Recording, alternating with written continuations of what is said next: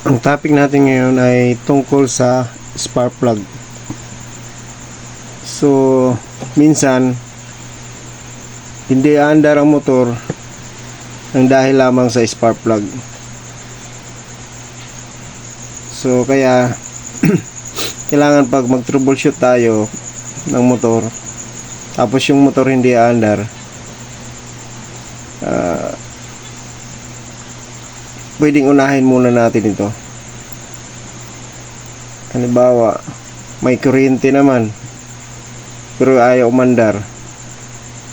So, kumbaga, unahin muna natin yung spark plug bago tayo pumunta doon sa pinakamahirap na kumbaga troubleshooting. So, dito sa spark plug, minsan pumupugak yung motor, palyado, minsan naman ayaw talaga mandar.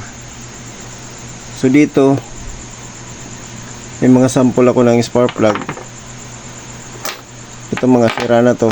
Ito shorted na to. Pag shorted na talaga, gaya nito, yan, wala na siyang lumalabas, hindi mo na makikita yung spark nya. Yan, kahit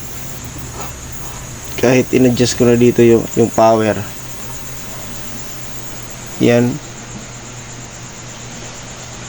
so wala.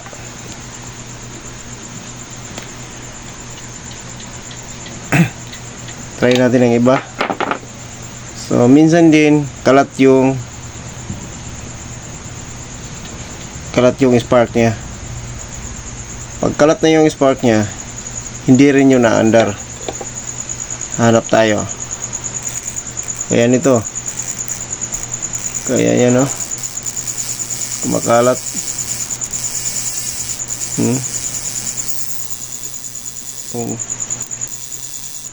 Kung titingnan, yan, no? Kalat yung spark nya. So pag ganyan, pwede din yan hindi aandar.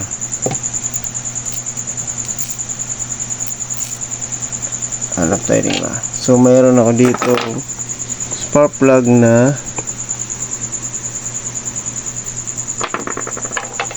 ito, nagpupugak-pugak. Hindi na maganda yung spark nya.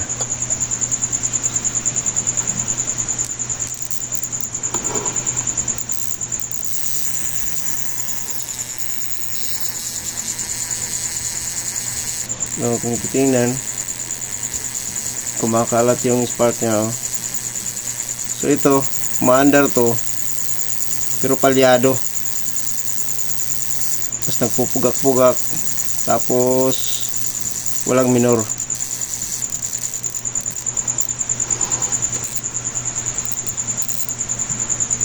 So yan, ito yung good na spark plug.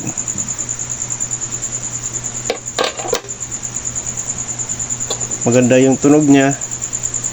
Pag ina-adjust natin yung kuryente, yan,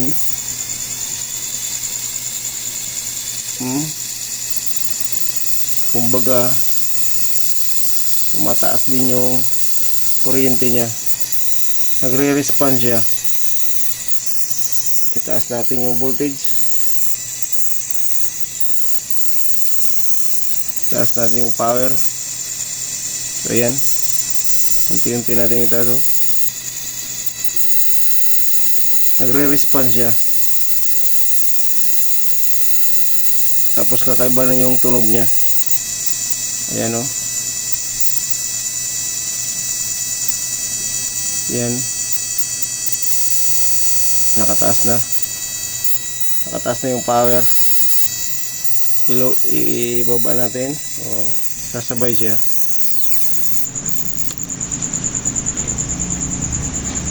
Try tayo ng iba. Compare natin yung tunog.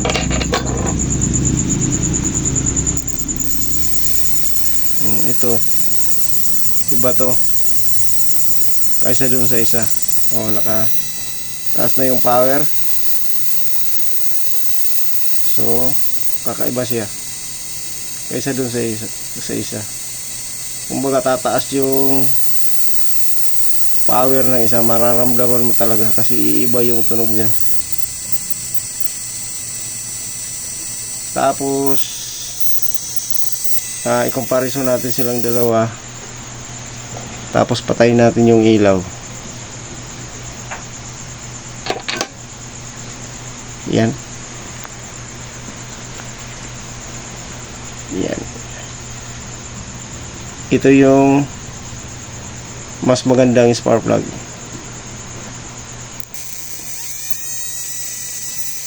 Tapos itaas natin yung power.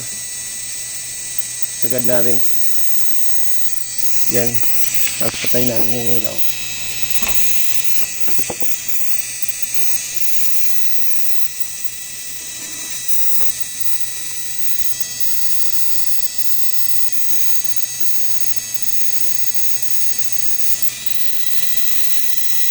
Yan guys, kung titingnan, mas maganda yung spark ng isa. Yung isa paputol-putol oh. So dito malalaman talaga kung nasaan yung magandang spark plug talaga. Kitang kita guys oh, yung isa pakalat-kalat, yung isa diretso lang, tapos tuloy-tuloy, tapos kakaiba yung tunog niya.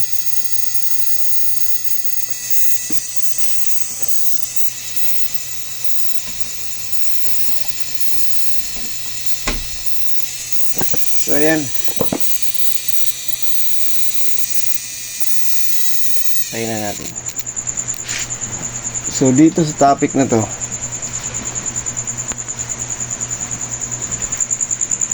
malalaman din natin na kung saan yung magandang spark plug at saka kung gagana or hindi na kung sira na yung spark plug. So dito pa lang guys, pag nag-troubleshoot tayo, pag mayroon tayong ganito, so alam na natin kung palitin na yung spark plug. So pag sira na siya, yung spark niya dito kumakalat.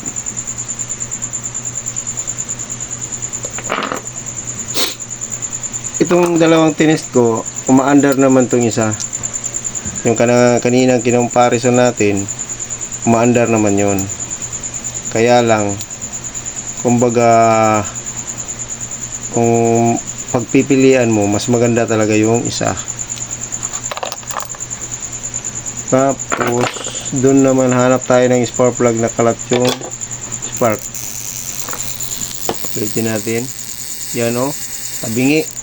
Yan, pag tabingi yan, possible na yan na hindi aandar. Yan, ganyan. Pwede mang umandar pero mahirap kang makapaandar kasi tabingi na yung spark.